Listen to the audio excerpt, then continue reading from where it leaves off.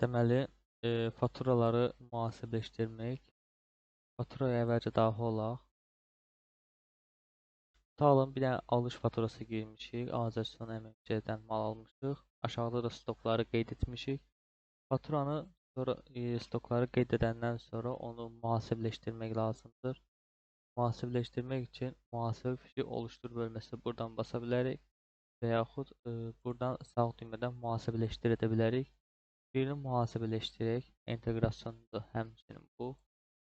Deməli, mühasibələşəndən sonra bizim qarşımıza həmin o faturanın fişi çıxır. Mühasibə fişi. Bir növ burada müxabirləşmə əməliyyatı gedir. Göstərir ki, bizə 531 Azərbaycan MMC-də 80 manat 22 qəpik öhdəliyimiz var və 200 aktivlərimiz isə artıb. Deməli, biz bunları hardan bilir ki, misal üçün YC xam mal stoku və yaxud içki xam mal stoku bu kodları hardan getirir? İndi bunları göstərək. Bunu kaydedək. Girək həmin o faturamıza tezdən daxil olaq. Azərbaycan alış. Burada gördüyünüz kimi həmin o kodları qeyd etmək. Kodlar əvvəlcədən yaradılır və stok qruplarına görə kodlaşdırılır. Misal üçün almaya girək. Almaya girməyək. Biz buradan həmin almanın ürün qruplarına baxaq. Burada editə basırıq və stok qrupunu görürük. 101 tərəvəz. Burada stok qrupundan baxmalıyıq ki, bu stok qrupu hansı hesaba bağlıdır. Buna basırıq və buradan stok qruplarını görürük. Burada gördüyünüz kimi həmin o kodlar, alış hesab kodu, alış iade kodu, xərc hesabı və satış hesabının kodları vardır burada. Misal üçün, əvvəlki bayaq fiş gördük, orada 201.001. O kodları buradan gəlib götürür.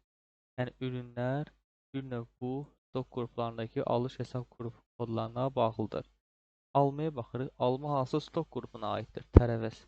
101 tərəvəz. Buradan həmin o tərəvəzi tapırıq. Görürük ki, tərəvəzdə alış hesabı kodu 201.001 qeyd olunub. Alış iade hesabı da 201.001. Yəni, bu nə deməkdir? Mən tərəvəz qrupuna aid olan bir stoka alış etsəm, gəlib 201.001 hesab koduna gəlib oturacaq. Həmçinin satış edəndə də 201.001 hesabından gedəcək. Bir də cost hesabı adı vardır. Yəni, satılan malların yiyəcəyin maya dəyəri xərci. Bu maya dəyəri xərci nə vaxt istifadə olunur? Misal üçün, biz stok sayım etdik, qurtardıq. Stok sayım edəndən sonra stok sayım inteqrasiyonu bölməsi var ki, biz onda artıq bu maya dəyəri xərcləri bizdən lazım olacaq. Misal üçün, restorandan bir satış edilir. Restorandan satış ediləndən sonra həmin o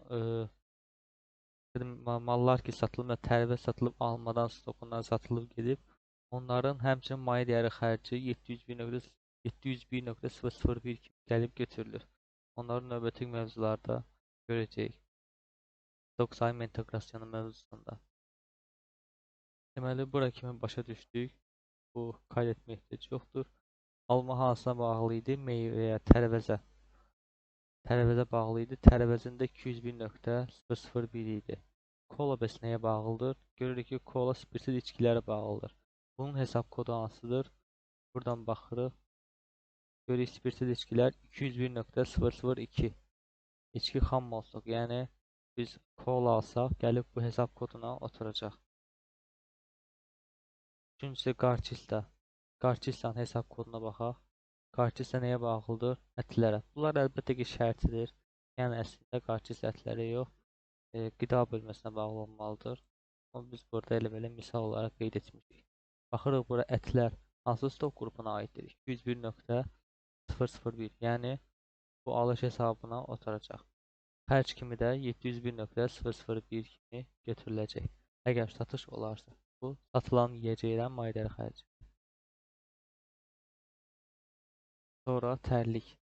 Tərlikə də baxaq. Tərliyə nə qeyd olunub? Qeyri-qida. Qeyri-qida hansı hesab koduna bağlıdır? Buradan baxırıq. Qeyri-qida 201.007. Yəni alınan bütün qeyri-qida stokuna aid qruplar, stoklar hamısı gələcək 201.007-ci hesaba oturacaq.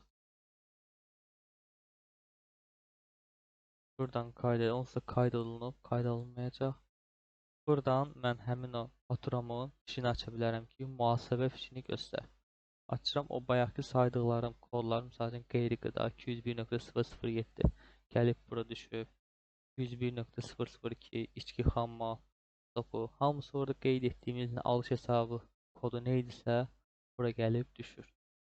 Bir də əvəzləşdirilməyən ƏDV hesabı gəlib düşüb bura. Biz bunu hardan getirir? Bunu da ki KDV tanımlarından stokda KDV stok tanımlar, KDV tanımlarından ƏDV-nin alış hesabını tanıdığımız üçün 18% gəlib orada göstərir. Satışı da 521.001 ilə göstərmişik. Sağ olun, mən girdim bura. Mənim faturamdır. Fişlər bölümündən bunun fişinə baxmaq istəyirəm. Baxmaq üçün mühasibə bölümündə fişlər bölməsinə daxil oluruq. Burada stok alış faturası göstərir. Stok alış faturasına girsək buradan, həmin o fişə buradan da baxa bilərik. Əgər mən bu fişi buradan silsəm, fişi silsək əgər buradan,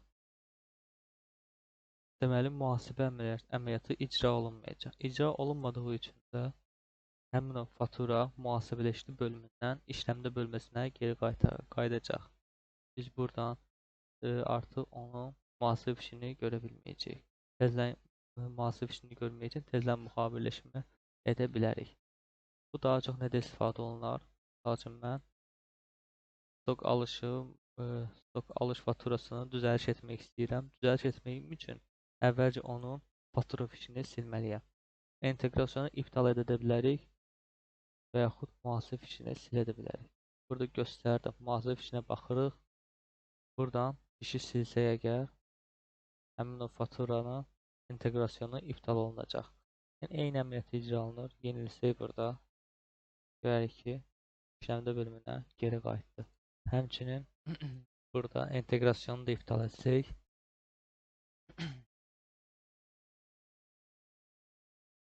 onun da fişi silinmiş olacaq. Yəni mühasibələşdi bir növ fiş yaradılır, ondan sonra mühasibələşdi düşür.